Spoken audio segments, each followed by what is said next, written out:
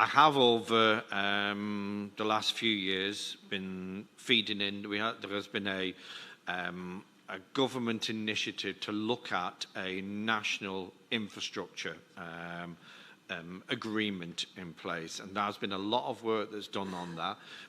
I'll be honest with you, we're very open, to a public-private partnership, joint ventures. We're always very open to these things, as you can imagine. But obviously, I also need to. I'm impatient, like all of my fellow Jamaican customers are as well. So I also need action. So we are looking at, as a business, what are the options for us? What is the different design? So you think about power versus fibre. Power would need deep trenching. So when I was the regional CEO, Bermuda was one of my countries. All of the core backbone is underground, because it's a very small country anyway, but everything is underground, their infrastructure. They don't have each other. But those chambers are deep. So for JPS to all of a sudden to come and dig deep, so that's not going to happen overnight. But for us, our infrastructure doesn't need to be that deep. You could micro trench, in at 10, 12, inches, so it doesn't need a huge tunnel. But the critical thing from my own experience is it needs to be GIS tagged, because what I don't want is all of a sudden somebody's doing some road work and all of a sudden digs and doesn't check on the map to say there's the structural ID, that's Digicel's fibre, don't dig use your machine to check, because there's machines that can check if there's a bit like if anybody's done any electrical work, you can check if it's live or not. There are machines that can check what's there. So we need, it can't be that Digicel all of a sudden just starts digging on the ground and the hopes for the best. We need policy, I think. We need urbanization policy to help protect that, because you can imagine, I dread to think how much it would be at this point. I need to work that out, but it's not. It's in the millions and millions, probably in the tens of millions. So every utility infrastructure knows where it goes. So yes, it's obvious. If it's on the pole, they're tagged. So we have an agreement with JPS on the pole, so you know which is the Digicel line, because we tagged them, and we know which is flow lines, we tagged them. So if the JPS engineer comes along, he knows which is. So, but that's obvious because I can eyeball it. But when it's underground, that's a whole different game. So that is important in terms of a measure of protecting our infrastructure. It's not foolproof, I'll be honest with you. Water ingress, infestation, all of those will happen. Rats in particular like to chew cables and nest out of those cables. Ask somebody from Bermuda, they will tell you every single day. That's what drives them up the wall, our engineers. And so those are I say this because, it's not like we're not thinking about it. It's not that we don't have experience around the region as well. We have a huge amount of experience in that. So we're thinking strategically. We have a separate, and this is the beauty of having the group here. My boss is only 2 floors up. He's probably sick of me if he's listening to this now, because I'm in his head every single day. And what do we need to do? We need the group's power and support to look at how do we protect ourselves better in the future as a company and a country. I'm a large employer. I have the Jamaica business has 1,000 people directly, and I probably have another 1,000 third-party contractors that rely on me every single day. The group team's almost 800 people here as well, so we're a large Jamaican employer as well, so that we have a duty of care also to the country. So it's important that we do it properly and not half a job. That wouldn't be the answer. But I think it's a great question. Whether from yourselves, listening to what it's the obvious question. How do we strengthen our networks? At Vistaprint, we print signs so people can see your brand up close, but we also print signs so that people can see your business here, see it here, and see it here, so you stand out, even when they're way back here. Get 20% off signs and banners at Vistaprint.ca. Open to any partnership, whether it be public-private partnerships. We've discussed these things previously as well. We're definitely open for them. Joint ventures, absolutely. We're completely open. I just want people to not think, well, the easy answer is just put everything on the ground. That needs proper planning, proper management. So we know we can protect that infrastructure, because otherwise we're not protecting it from ourselves. somebody's just going to dig up the road. That's a fact of life, and they've not checked what's there, or put a new pole in. You know, we've seen that today. Some of flows do have some small underground infrastructure, and the new pole's been put in quickly, and it's crashed through the underground infrastructure, so they have to rebuild around it as well. But certainly we are looking at all of those things in a completely separate work stream, because I need everybody to be not distracted by that in my team. I need them to think about every single day, wake up every single day, how do I reconnect every single Jamaican back as quickly as possible. My job with the group is to look at these other pieces of the puzzle, to look at how do we get investment, public-private partnership, joint venture, whatever that may be. Sorry, that was probably a long answer to a short question. No problem.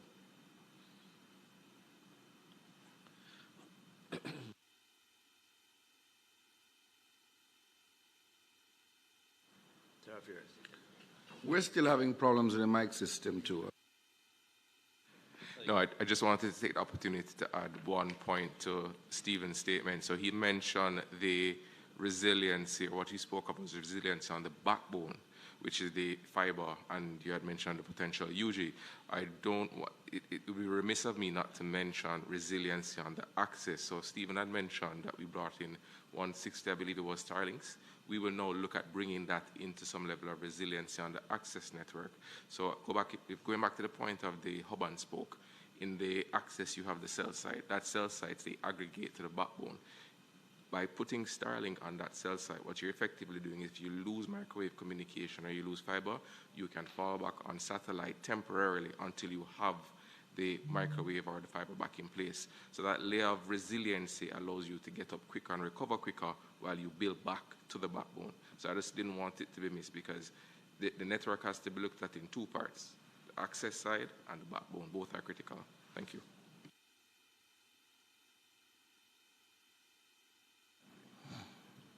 No, I have no problem. If you want to follow up, because I'm going in a different, I mean, I enjoy what you're doing is great, but I want to go in a different direction, so.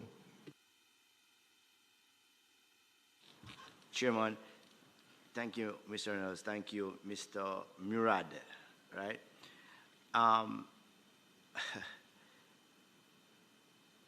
Again, I have accepted what you have said, and I understand what you're saying. And the priority is to get back service to the residents in this country who are without connectivity, whatever, right? No, but no, what I'm saying is that Digicel, which is doing excellent work 14 days after a storm, but your success is heavily dependent on external parties. That's my concern. Now, if for whatever reason JPS is unable to, they run out of poles or they run out of wiring and they can't go to St. Elizabeth, they can only go to St. Elizabeth, they can't go to Westmoreland, they can't go to St. James, does your work stop? And then you mentioned Starlink, that's a popular name these days, Starlink. What obtains now? You're saying that you're, Mr. Reynolds, forgive me, I am not like you, not very tech savvy. So just break it down to me so my the constituents, Mr. Azan's people in Clarendon who are offline can understand. In the interim, because we want to need who can get help now, in the interim, I hear you speak about microwave and Starlink. Forgive me, Mr. Barres and Mr. Reynolds. Just break it down for me as to what is being done now, what Digicel is doing now, what Digicel has the ability to do independently now to get persons in St. Elizabeth, Westmoreland, Hanover, Manchester, the connectivity that they so desperately need. Yes. So I want to address two of the things that you have said, and I'll pass it over to Bjorn for greater detail. The first order of business is that while Stephen would have, Mr. Murad would have made reference to dependencies, he also made reference to the fact that we are acting independently, but albeit in a, we consider temporary way, because fiber is down, because poles are down, and we have gone out and we have run our own fibers in areas sometimes that we have to simply run it on the ground, in the bushes, behind the scenes, in order to maintain connectivity. So while JPSCO should resurrect their own poles or plant new poles, we have already laid infrastructure on ground, but we consider that temporary because that is, it is open to accidental damage because it's not on proper infrastructure. So we are still running independently. And if you should look at the North Coast and the infrastructure that is still down in many respects, while we have returned connectivity via our own network, no reliance on flow immediately, no reliance on JPSCO, in respect of just the raw infrastructure for fiber. That is to ensure that we have connectivity or have a restoration of connectivity. Albeit temporary and fragile because things will happen, things can happen. A man who is going through his farm or is putting back zinc on his house might create some accidental damage because some infrastructure is on the ground and we're working through. In respect of the core functionality of JPSCO providing power, that is what we are doing. We are running generators and we have set up operations for servicing and fueling of those generators to ensure that we have power. The only uncertain part is the theft factor of people coming and removing. So when we plan for a certain cycle of how many days this should run on the diesel that we have put in, and we set it on a particular cycle and have people to go, sometimes we find that it is going off beforehand because of the borrowed fuel. Let me put it that way. Yes. And by the way, just for the record, and for all of John public to know, Digicel's fuel is dyed purple. So it has a different color. So it is known, if it is being offered to you, you know that you're receiving stolen goods. Purple. It's not an affinity for KC, just but it's just no, okay, it's just the deter theft. So I'm going to hand it over to Bjorn to relay. Well, so if I am to rephrase or paraphrase what I believe the question is, when will we be back to some semblance of normality? Having gone from 30% to 57, then 60% within 14 days, we forecast 75% within 2 weeks. Now, what does that look like? The parishes of St. Elizabeth, Westmoreland, Hanover, and St. James, because St. James was also impacted in the south, with 75% coverage restoration. What does that mean? It is stable coverage by the measures that Anthony spoke of, the refueling. What we didn't mention, and we'll take the opportunity to mention now, is solar. We're actually working with our solar partner. If you recall, coming out of Beryl, we took an initiative to go solar on some sites. We started that rollout. We have now looked to accelerate that because what solar does is provide that renewable power that removes that reliance on the refueling and does remove that reliance on JPS. So what I'm saying here is that 2 weeks' time we'll be back at 75%, and as we transition out of recovery into the rebuild, we can expect that, I would say by the end of the year, sometime in December, we'll be back to where we were before, Melissa. That would include some of the rebuilding. As Stephen had mentioned, we had 37 sites, mostly rooftop infrastructure, that process of rebuild has already started. One site is back on here already, believe it or not, with 8 to be completed within the next 2 weeks. So the building is happening, restoration is taking place in the background, and 2 weeks to 75%. The question that I would want to ask now, you would notice that my head was down and I was in the phone. Persons are watching us on stream, and so the questions, really, all of this is coming in fast and furious. They are unable to, and I shouldn't say unable, but they want to hear in layman's term, for the West, especially St. James, when will they be able to use a phone? I mean, they hear all that you have been saying. They just want it in simple layman term. 1 week, 2 weeks. Within 2 weeks. Within 2 weeks. So members of the St. James community, we have Digicel word that within 2 weeks' time, within 2 weeks, Mr. Morad is here, and so he is, by silence, he is confirming that within 2 weeks. To add that if we continue to see, forgive my tone, the foolishness of intentional destruction, theft, vandalism, I'm sorry, but that would be 2 weeks is impossible. You're making the job harder than it needs to be. I'm sorry for my tone, but that will stop us. No, Mr. Morad, we share your pain. We do understand the situation that there are unscrupulous persons who have been using the disaster and I would say to their benefit somewhat. And we are appealing, just as you have, to these persons to desist from doing so, because what they're actually doing really is to set back business a great deal and to inconvenience your neighbor or your brother. And so we at this time, as the committee in session, appealing to those who have ulterior motive, please, to desist from that. But notwithstanding, we are looking forward to that 2 weeks. And we hope, we pray that what you are feeling, that it will be something of the past somewhat.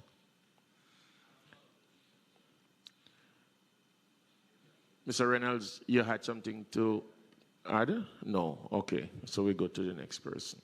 I heard what Mr. Morad said, I heard what Mr. Reynolds said, and Mr. Reynolds said within 2 weeks, which there may be a little gray area. But the good news, Mr. Chairman, is that Mr. Morad said that most are not all, correct me if I'm wrong, of the parts are the things that are needed to build out these places are in Jamaica.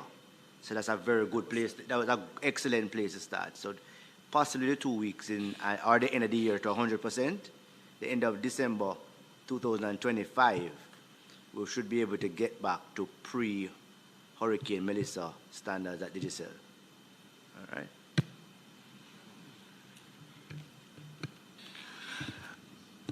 I want to make this point.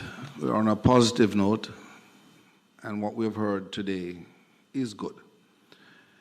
My concern, though, is as a rural member of parliament, when you indicate and you use numbers like 75% will have access, sometimes it deals with the major town centers, and then you have hundreds of districts that fall in that 1%, 2% of your customer base.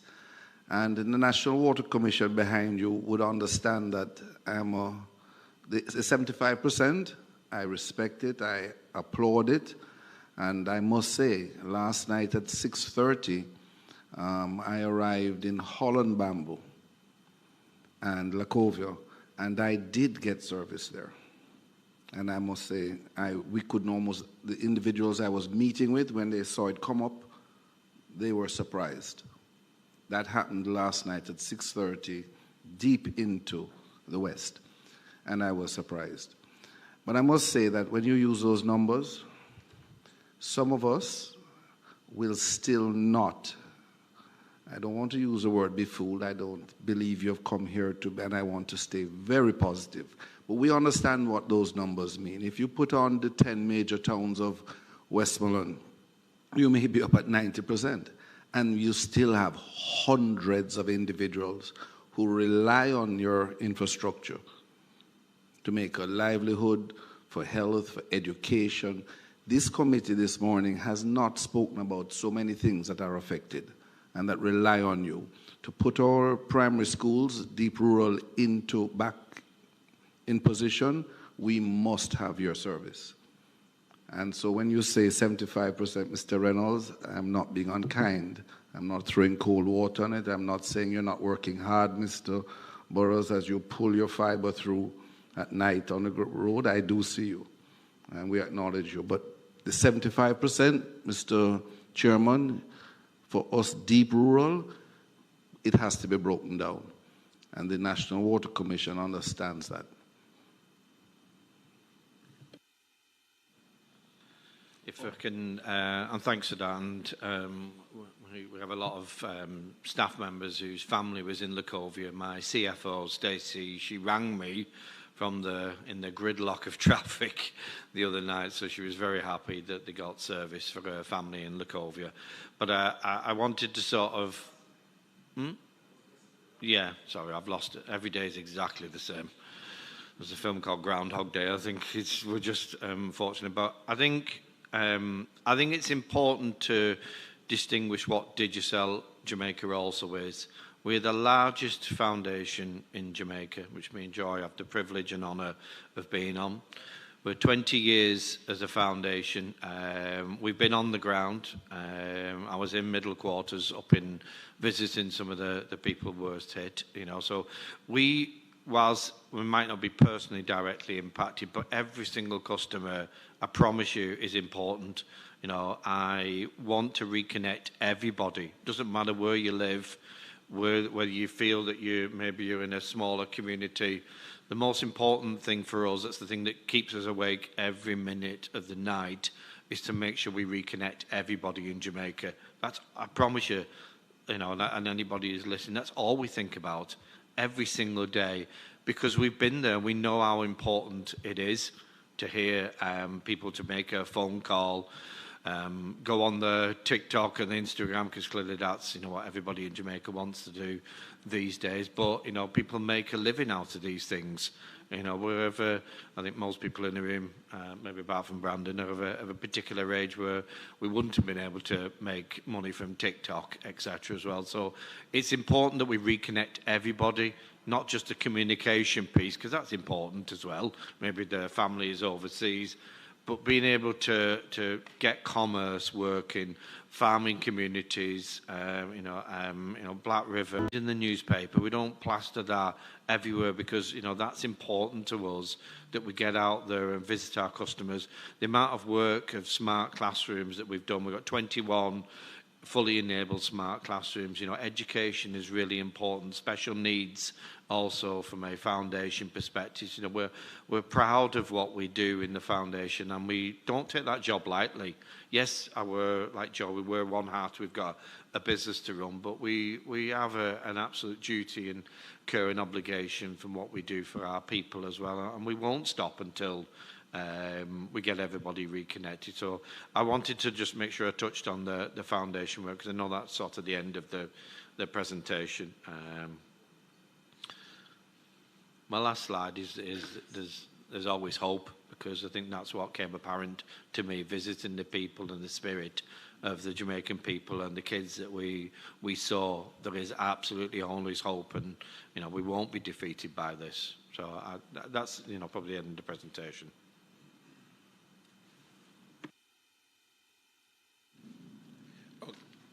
I'm sorry. Yes. Mr. Burris? Oh, sure. Let me just wrap one thing here. My CEO just spoke about the foundation and its reach.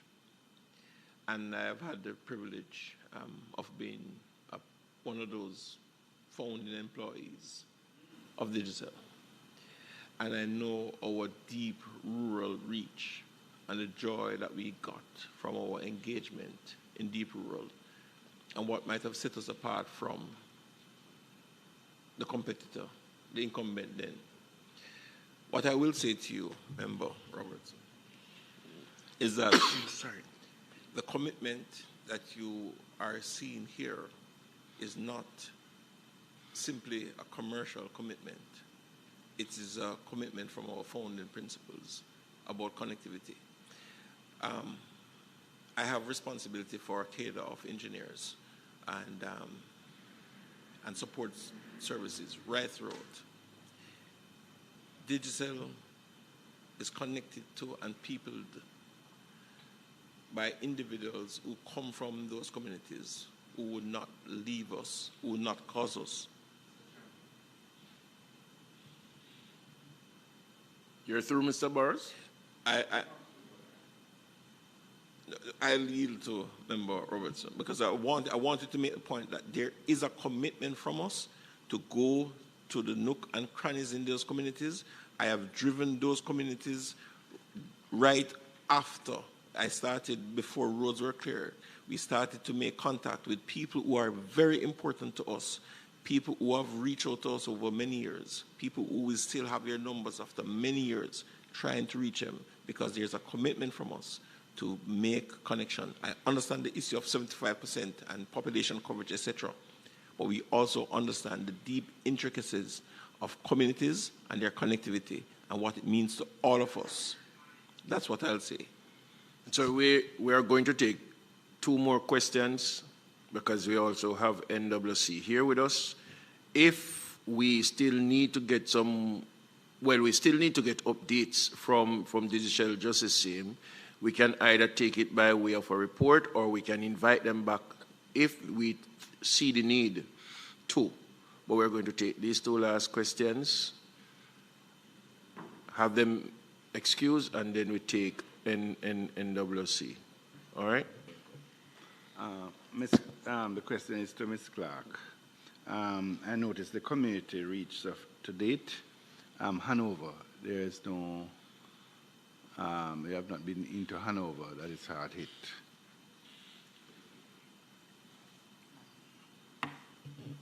Chris, thank you very much. We are scheduled to be in Hanover this week. Okay. And I noticed that you visited my neighbor, Christian, and you didn't come to my side. And which side is your side, may I ask? Clarendon side. We are coming, for sure. Okay, because, you know, one of the things that I observe that the different groups are going into different communities. Right. And we are moving into just the main area, and these people get it every day, while the people in the hills not getting anything at all. I think one of the things that we need to do is that we have to have a coordination, that you will see that this area, there's no agency or nobody visit those communities to get even a package. So we have been working with communities and working with persons on the ground who have first-hand knowledge. And while you might see the cities and the communities and the main centers. I'm not saying about you, you know. I'm just saying that all. I'm saying to all, yes. And I know you're speaking to me specifically. But Digital Foundation definitely has been working with key stakeholders on the ground who are intimately involved in the community personnel and know who might be shut-ins.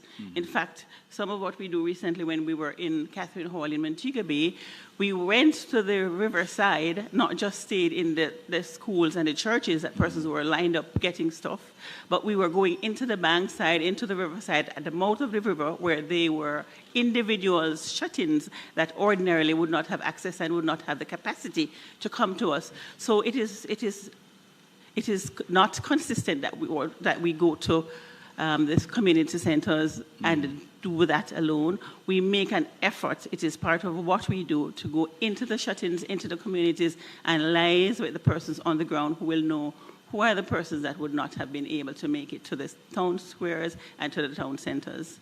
So we're very happy to be part of this recovery exercise, and we are confident of the strength and the resilience of the Jamaican people, and we know that together we will rise even stronger. Just a suggestion.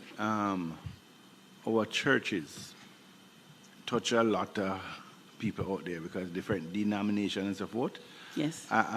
What relationship you have with the churches, and you have principals at some of the schools who know those children who, from before the hurricane, right, they're having problem about eating and all of that you could be able to get some of the principals and all of that to assist you in all absolutely. So as Stephen would have alluded in his communication earlier, we have a great relationship with our teachers, our schools. Education is a big part of what we do, and we work very closely with our schools, our churches, and our special needs. In fact, we are making special efforts to send packages and care packages that include essential items, food, hygiene kits, lanterns, solar lanterns, a number of things. We're working with the government on the environmental side and giving health care products using the schools, the principals, the teachers, the churches. We know that we cannot do it alone, and one of our big asset is that we believe in the power of partnerships. So we're working with all the agencies. We're not opposed to working with schools and churches. We've done that,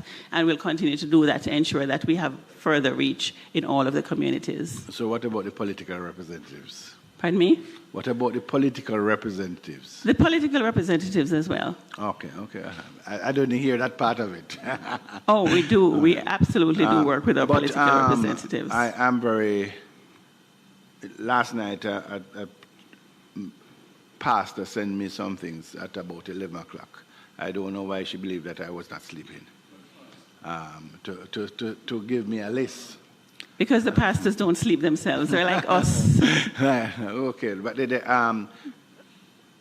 a member from my constituency said that nothing can happen to politicians. You know, the hurricane, the hurricane didn't come for politicians, so it didn't get hurt.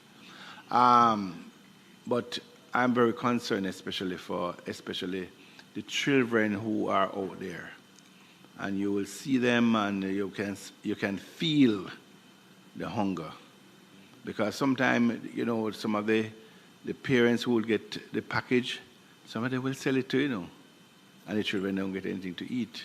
So I think it's something that we have to look at how best we can able to, especially the principals. They would know those children who every day they will come to school, and the only time they attend school is because they know that they will get a hot meal. And you're exactly correct. And that's why today we're packing 12,000 care packages, and the teachers in the schools are a vehicle that we'll be using. They have intimate knowledge of the students with the greatest need. Okay. And like you have recommended, that's something we are doing as we speak. Thank you very much. You're most welcome.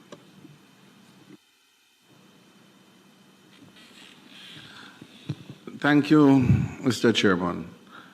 I'm just going to repeat. We've been on track. The presentation has given us a lot of insight. It has helped us tremendously to communicate, and we say thank you on my part. The 75% that you're going to be at is very, very good. It's a huge number to see those three Western parishes at 75%, and I specifically, because Montego Bay can skew the numbers. St. James can skew the numbers. That's why I keep going back to it to say Westmoreland, Hanover, St. Elizabeth, your commitment is 75%. That is where we start, and that's where we end. The use of old, new technology, whatever you do to get there, is we are laymen. So we may use and say things that may not sound to professional engineers and trained individuals as it should. Thank you, Mr. Chairman. So let me take time to say thank you to the Digicel group for being here, giving us a vast amount of information that we did not have before. Now that we have it, also John Public is aware of it somewhat, and the message will be passed. What we're taking from this is to say to those persons who are by ulterior motive doing what they're not supposed to do, we are beseeching, we're begging, we're imploring of you, stop, so that the country, in particular the communities that have been hit hardest, they will be able to come back on stream where communication is concerned, and also that notwithstanding all of that, if it doesn't happen, we will be seeing communication from Digicel services up and running within 2 weeks. Thank you very much for coming. We will be calling on you, maybe at short notice, maybe notice enough to give you time. But be prepared, because you serve not yourself, but the country of Jamaica and your clientele. Thank you. You are excused.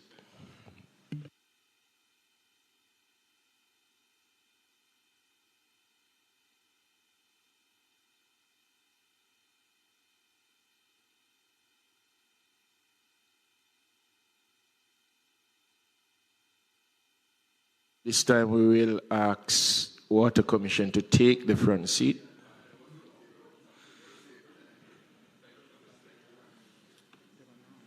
with the youngster. Yeah.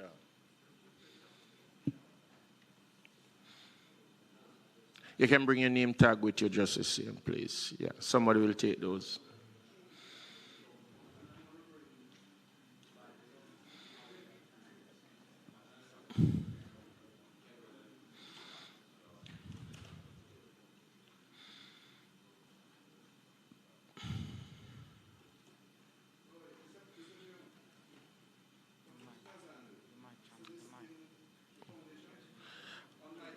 Can you imagine that?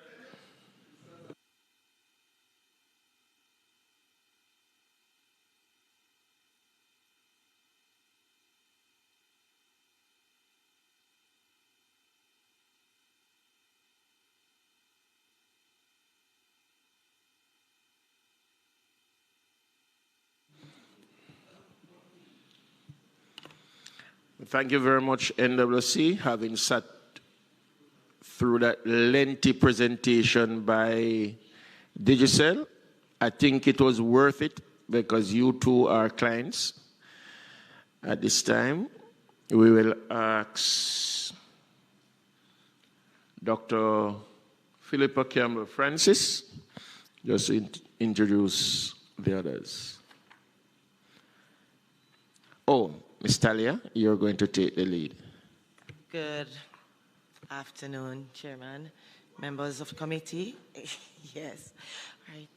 Name is Talia Gibson. I'm the Senior Director of Water Policy and Monitoring Branch at the Ministry of Water, Environment and Climate Change.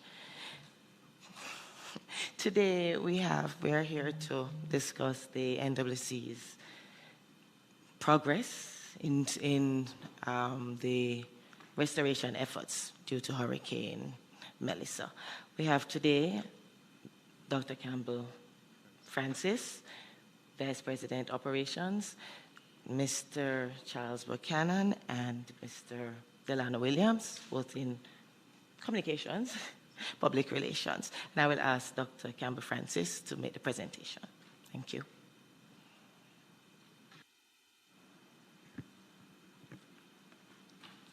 Good afternoon, all. This afternoon's presentation, I want to talk a little about the extent of the damage, how it is that we do our assessments, what are our communication channels, the progress that we're making. We'll talk a little about our customers and the costs to the NWC. So the National Water Commission, just to set the context, we have over 1,000 facilities that are electricity dependent. We have over 551,000 customers, but we do understand that there are persons who are otherwise connected, and so we provide service to over 75% of the population in terms of coverage of the island. The overall impact of Melissa, it has been very challenging for us. And it has been challenging based on how our network is placed. So I know MP Robertson would have spoken earlier about our rural communities. And so as we talk about what the impact has been, we want to say that initially, after the passing of Melissa, all our customers were out. But we have a good team of workers, and so our assessments would have started the following morning. And what we worked to do was immediately to bring back our most important, I don't want to use most important, but those facilities such as our hospitals and schools and our town centers and so on.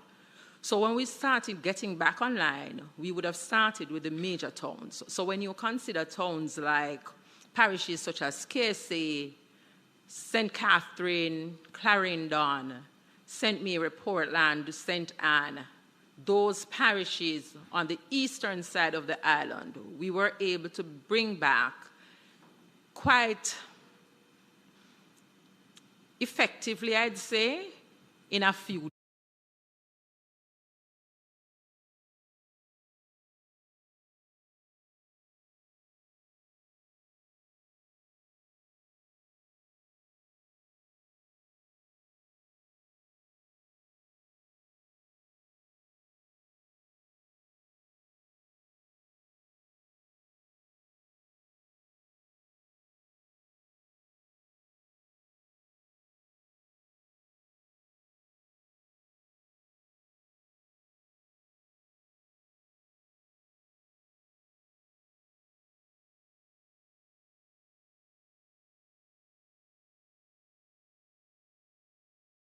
The field teams, the operations teams, the people on the ground, they go out and do an assessment of a physical look and see of what the facilities look like.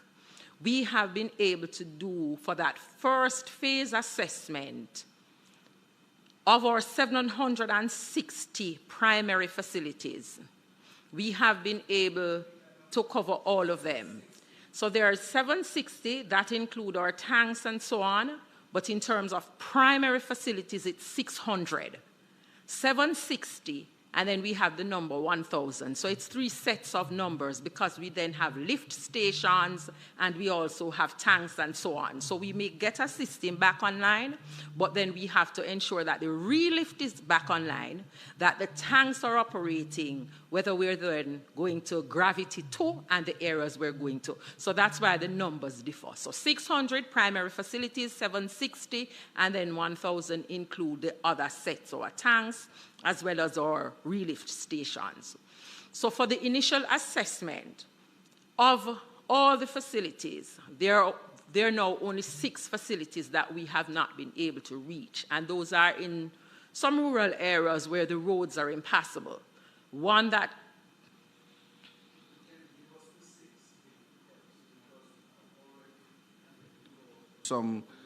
Remember, you have to wait until the mic is turned on. It will take a long time for No, me it to won't. get accustomed. No, it won't. Just be patient. Your mic is on now. I will. I'll try my best, Chairman. If you can tell us the 6, because already the questions are coming in from some of my colleagues who are not here, and they want these questions asked, just to know, for example, the 6. So that would be 6 of the 1,000. That would be 6 of the 760 and 6 of the 600. No, it's actually 6 overall. I know that content in St. Elizabeth is one of them because that facility is in the middle of, that facility is off of Santa Cruz, but the area is completely flooded. So we have seen the facility, but the area is flooded, and therefore we have not been able to go in to do the electromechanical assessments. And we also have, the other 5 are in Hanover, Westmoreland. I will tell you shortly what those 5 are. Sorry, madam. Is it, sorry, I heard you say Hanover, Westmoreland. Is it Hanover and Westmoreland? Hanover and Westmoreland. Okay. So the other 5 are in that region. I'll communicate those in a minute. So we've done the first phase assessments. The second phase assessment is when our technical teams then go back, and then they're able to say what we can start, what we cannot start because of issues that we're having.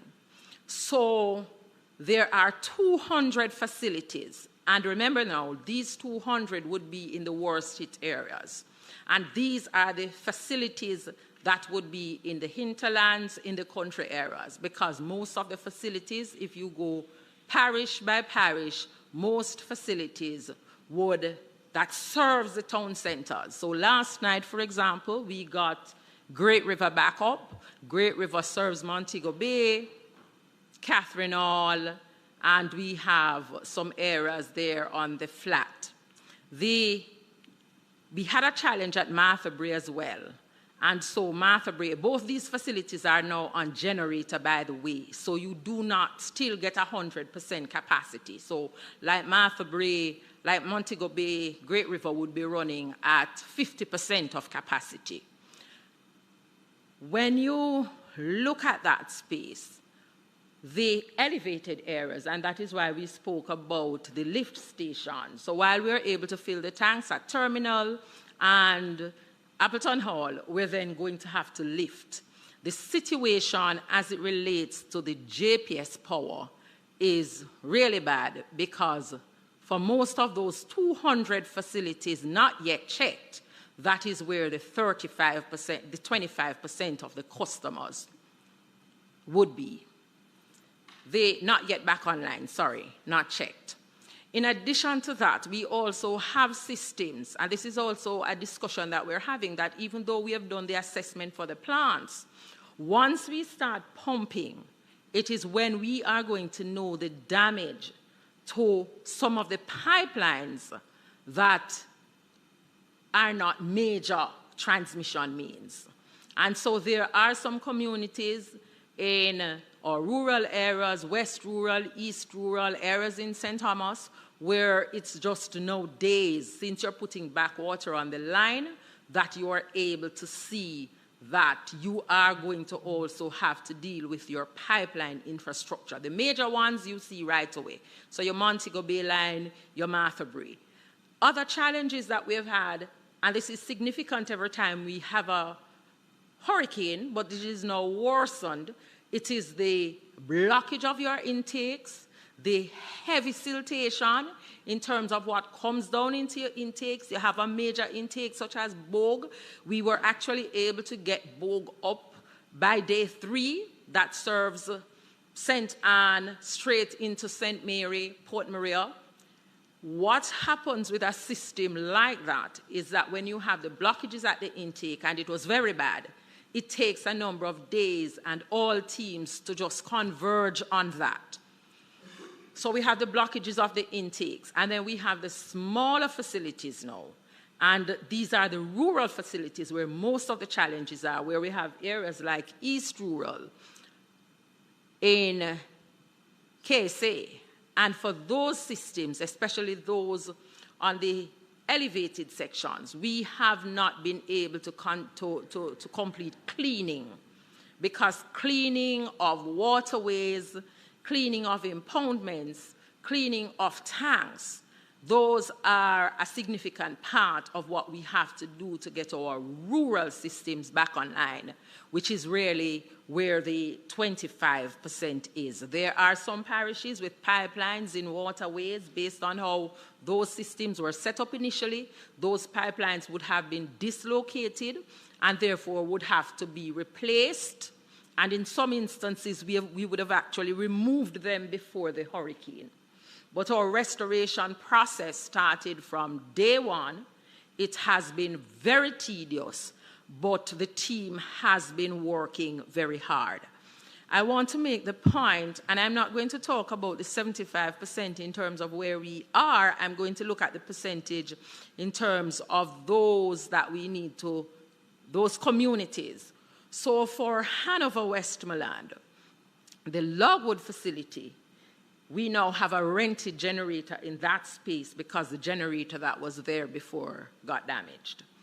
Now, while you're able to serve some of your customers, you find that we are getting some assistance from some external partners, GSD Dawn, I think it's Global Support and Development, and that connection was made through ODPEM. So what they've pretty much done is for the parishes of Hanover and Westmoreland, they would have docked their ship at Point Lucy, and they would have provided for us 6 4,000-gallon tanks that we have deployed to communities, 2 in Hanover and 4 in Westmoreland. They would have supplied us as well with about 800 10-liter bottles for the persons in the communities, and that is now a filling station as well. So one of the things that we've been doing is trying to put filling stations in all the regions and parishes that are severely impacted so that the West can support the East. So, for example, between St. James, Trelawney, Hanover, Westmoreland, we have sent 6 water trucks into that space. And we have sent an additional water truck into Manchester, St. Elizabeth. So it means that there is some assistance provided.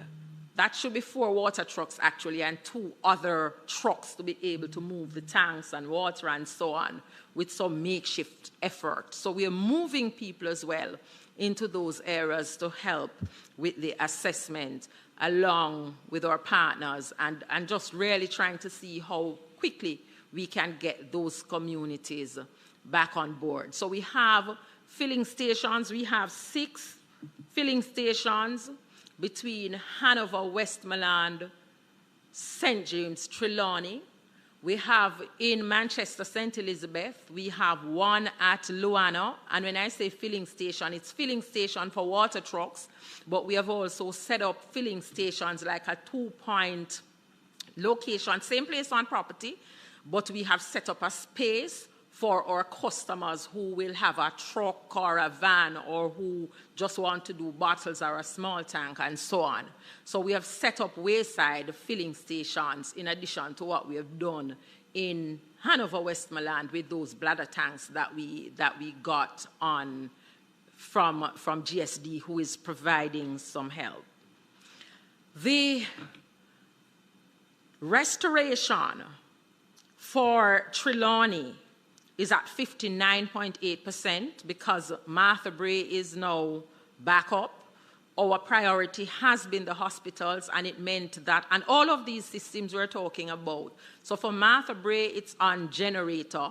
For Luano, that's Manchester, St. Elizabeth, it's on generator. So most of these systems, the NWC has to deploy generators from the east, or what we have been doing as well is to rent generators. Westmoreland, we are actually at 28% because Westmoreland is one of the worst hit. I'm going to see if I can read the percentages from this list of the worst hit areas. So St. Mary is still at 55.4%, but that's primarily due to lack of electricity. St. Elizabeth, 28.1%. Westmoreland is at 43%, and the Hanover is at 63.3%. So our worst parishes now are St. Elizabeth and Westmoreland in terms of trying to get recovery. What we're doing with the additional trucks, because there are some places that is going to be a while until we get those generators in, that we will be able to serve them. So what we have been doing is really trying as much as possible to truck to the communities using the water trucks, but also having some of those people fill up from the filling stations that we have set up. The greatest problem for us is the lack of generators. Because if we had enough generators, it means that we could get most of these systems back in, because most of them did not have electromechanical damages. There is a provision that we have made in our initial estimates for pipeline replacements, because when you look at areas like Black River and so on, once you drive through the area, you're able to see where the pipelines are dislocated. Those assessments would not have been completed because we can't. Some, yes, but we can't see everything and we won't know right now. But we know we're going to have to spend significant sums that we're going to have to put into replacement of pipelines and replacing of individual customer connections, which is another matter. Outside of that, one of the issues we had was the fueling of our tanks. It has improved somewhat, but when you have your water trucks having to join the line to get gas to deliver water to an area, then a trip that is supposed to take 30 minutes actually takes 2 hours. So that has significantly slowed the movement of our trucks and so on. But we have put some recommendations on the table for those who would want to assist us, that if there were solutions that would provide temporary filling stations for gas and so on, it would be useful. In terms of generators, We have done a critical list of generators that we need. That list has approximately 100 generators on there, but we currently, and that is in addition to the 50 that we already have deployed out there. So right now it is really for us to try to get generators in and then moving as necessary as systems come back on to be able to cover those rural communities. But it is extremely challenging, and we continue to work as best as we can. We have been communicating with ODPEM, the Ministry of Health, all the agencies, the utilities, UNICEF, just some other agencies who we meet with from time to time, and they advise on the kind of help that they are able to provide. The plans for the customers, as it is now, that is under consideration, but we had in fact started an amnesty for our commercial customers who were disconnected, for them to get on board, where we would give them a 50% write-off and time to pay the difference. We are extending that amnesty another month in the hope that it will help some of our people in our business communities to get back on. So in terms of recovery and resilience, we want to expand the generator program and the mobile backup fleet, look at alternative renewable energy solutions for critical facilities, and this is in the going forward. Looking at our business continuity and communication plans across the regions, because I want to say it has not been perfect, because a lot of what we saw, we knew on the morning after the hurricane, that there were some specific things, there were things that were new to us. So for example, in a community like, say, Hanover, Westmoreland, when I visited with the staff, when they are displaced, you don't expect 90% of your staff to be displaced. So then you now have to make arrangements to consider when they're going to be able to even contribute to the workspace. And then you're still pushing to get the offices open so that customers can see that you can still come and have some activity going, and so on. And we acknowledge the tremendous collaboration and effort of our staff, the Ministry of Water, Environment and Climate Change, JPS, the NWA, and all other partners in the restoration of services. And we are committed to working as hard as we can to get our rural communities back on. Thank you. We will miss you. You spoke about your dislocation of your staff members. Let's start there so that we can understand quickly what has taken place and how difficult it is for you, St. Elizabeth, and I'll keep going back, St. Elizabeth, Westmoreland, Hanover, and in this case, yes, the big rivers and supply systems, St. James and Trelawney.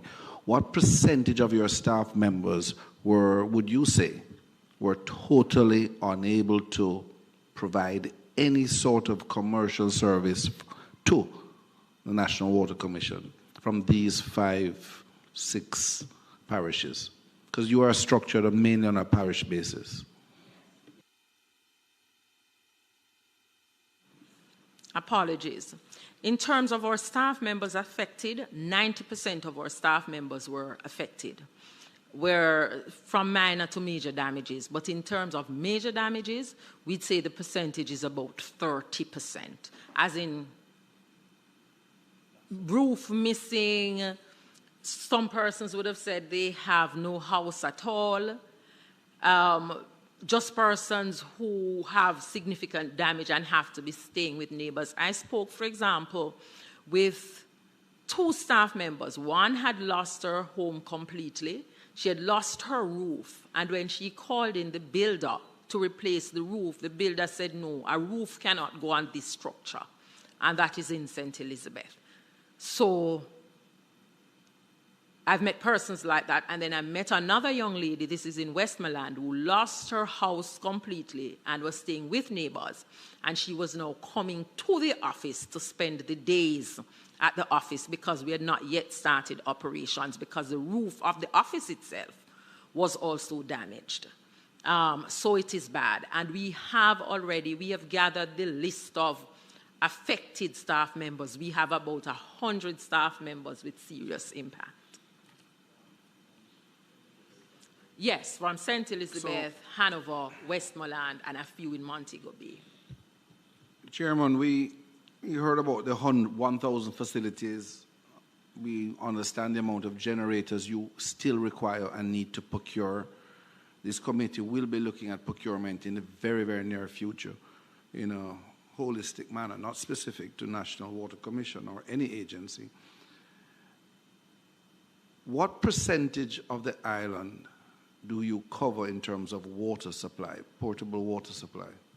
75%. And the other 25 is parish council and Rural water. rural water and parish council. Yes, and there are some private suppliers as well. So you're at 75%. Coverage, yes. I look at the numbers of your total customers. Maybe it's 400,000, maybe it's 150 still out.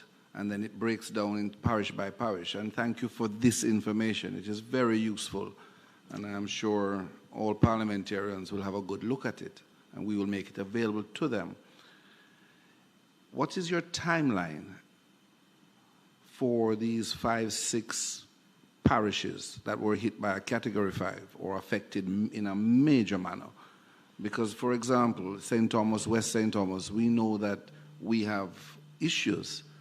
Nothing in comparison. We have the Easington water system now without ground protection at risk, and that supplies Kingston and Bull Bay all the way through there. That's going to be a major problem if we lose it. How many of your existing 1,000 installations are still at risk? Power supply is one, because if your power supply is out and it creates damage to your electrical systems, that could take months to bring back.